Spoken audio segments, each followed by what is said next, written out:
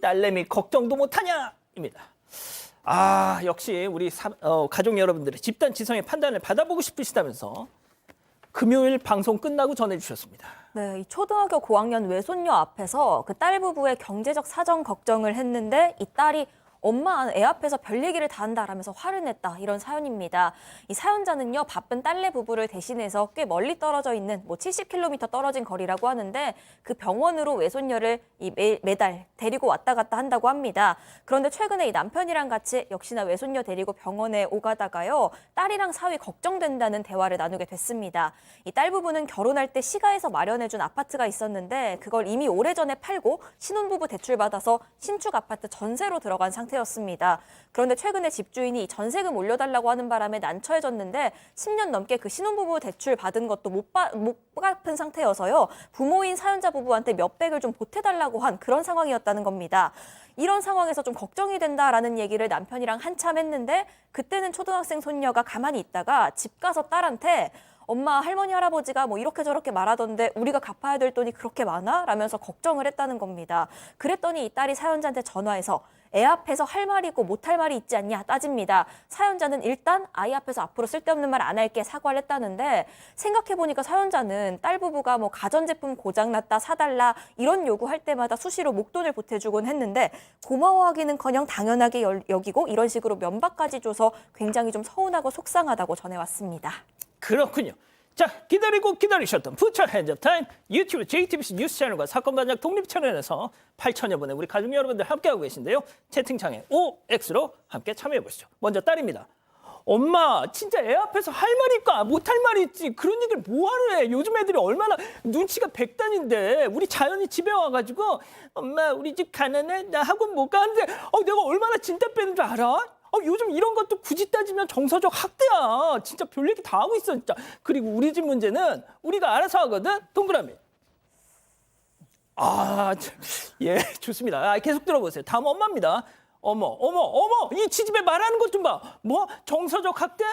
그래, 내가 자연이 앞에서 쓸데없는 말 한 건 미안한데, 야, 그건 그거고, 내가 그동안 너희 집에 퍼준 게 얼만데, 이런 엄마가 세상 천지 어디 있다고. 아이고, 배은 망둥도 유분수지. 세상에 저런 걸 딸년이라고 키워서 뭔 영화를 누리겠다고. 야, 앞으로 자연이 병원 니들이 데리고 가. 다시 한 번만 부탁해봐라. X. 아니, 교수님의 이건 무슨 의미일까요? 둘 다 똑같아요. 그래서 예. 그렇게. 일단 그럼 교수님 말씀 나중에 들어보겠습니다. 자, 소장님부터. 네.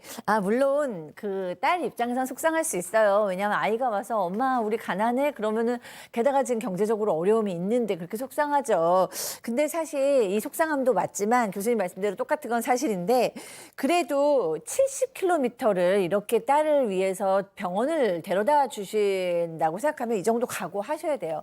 왜냐하면 70km를 가는 동안 그러면은 두 분 어르신께서 입 딱 다물고 아니면 아름답고 맞아. 선한 이야기만 하고 가나요? 맞아요. 그러니까 이런저런 얘기하면 자식 걱정하다 보면 뒤에 들릴 수도 있고 이거 이제 각오해야 되고, 그동안 이제 고마웠던 것도 많은데 다짜고짜 엄마 왜 그러냐고 막 명분만 주면 당연히 속상하시죠. 그리고 이제 지금 초등학교 애기는 아니고 초등학교 고학년인 것 같은데 뭐 집안 사정 이야기는 이제 그래도 할아버지 할머니는 애정을 담아서 하니까 그냥 살짝 들어도 뭐 트라우마가 되거나 그러진 않을 것 같아요. 자, 양 변호사님. 마지막에 우리 일은 우리가 알아서 한다고 하시는데 왜 알아서 못 하시고 딸을 거기다 맡기셨을까요? 그렇게 생각했으면 좋겠어요. 물론 뭐 개인적인 사정이 있기 때문에 뭐 단정할 수는 없습니다만, 일반적인 경우에 비춰봐서 신혼부부 대출도 아직 감당이 어려운 걸 넘어서 어머니한테 아직까지 좀 도움을 받아야 된다라면 따님도 경제적 운영을 잘 못하고 있는 것 같거든요.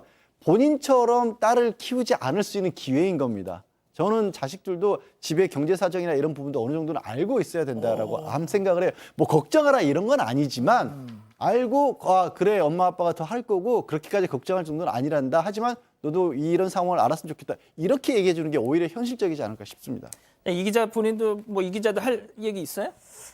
근데 저는 사실 끝까지 좀 동그라미를 고민을 했었는데, 이게 아무리 걱정이 되신다고 해도 좀 서운하실 만한 상황은 맞지만, 그래도 아이는 모를 수 있을 때까지는, 선배님 이렇게 말씀을 하셨지만, 변호사님 이렇게 말씀을 하셨지만, 모를 수 있을 때까지는 모르는 게 좋지 않나. 초등학교 5학년쯤이면 어리고요. 그런 생각이 들었는데, 그래도 그렇다고 하기엔 이 따님께서 받은 게 너무 많으신 것 같아서 X를 선택을 했습니다. 제가 어지간하면 지금 박지훈 변호사님이나 그랬다면 제가 O 아니면 X 뭐 중간은 없다 이랬을 텐데 교수님이 저러시니까 제가 뭐라고 강요를 못 하겠습니다. 자, 교수님 말씀. 이게 원래 3차 방정식인데 이 두 분은 전부 다 1차 방정식으로 접근을 하는 거죠. 왜 그러냐면 이 우리나라 같은 경우는 자녀에 대해서 평생 AS를 하는 것 자체가 상당히 정신적으로 건강하지 않은 거예요. 그러니까 뭐 70kg를 가든 뭐 170kg를 가든 사실 그걸 갖다가 자기들 둘이가 하도록 놔둬야지 부모가 이 세상에 없으면은 그러면 어떻게 할 겁니까? 자, 그 상황에서 지금 와서 이 부모가 야, 너 그동안에 해준 게 얼만데 이 아주 어떻게 보면 안 해야 될 소리거든요. 자식에게 하는 투자는 그거는 회수를 갖다가 할 수 없는 투자입니다. 그거로 끝나버려야 돼요. 그러니까 서로가 인간이기 때문에 다 어떻게 보면 서운한데 또 이 딸이 얘기하는 거를 들어보면 아까 우리 양 변호사 얘기하셨는데 우리가 알아서 잘해요. 아, 그러면 당장 뭐 전세 자금 돈 달라고 하는 이거 얘기 안 해야죠. 예. 그러고 놓고 난 뒤에 뭐 우리가 애 앞에서 할 얘기, 물론 애 앞에서 그렇게 얘기한 것은 조금 우리가 지양해야 되긴 하겠습니다만 지금 현재 이 딸도 정신을 못 차리고 제가 볼 때는 이 어머니도 제가 볼 때는 이번 기회를 통해 가지고 뭔가 정리를 해서 진정한 독립을 할 수 있도록끔 부모로서 그렇게 하는 것이 앞으로 이 관계가 오래 갈 것 같아요. 아, 그렇군요. 자, 이 기자, 우리 가족 여러분들 뭐라고 하십니까? 굉장히 팽팽합니다. 일단 왕조연님, 어린아이 앞에선 절대 그런 말 하는 거 아닙니다. 애 눈치 보면서 크게 만드는 원인이에요 하셨고요. 눈꽃님, 그런 거 알아야 한다고 한들 엄마 아빠가 말하는 거랑 다른 어른이 말씀하시는 거 듣는 거랑은 다르죠 라는 의견 주셨습니다. 하지만 레온님, 이래서 애 봐주는 공은 없는 거다 하셨고요. 김은기님, 속상하지만 그게 친정엄마에게 따질 일은 아니죠 라는 의견도 주셨습니다. 이 사건의 진실을 추적하고 싶으십니까? 그렇다면 사반 채널을 구독해주세요. 지금까지 이자연 기자였습니다.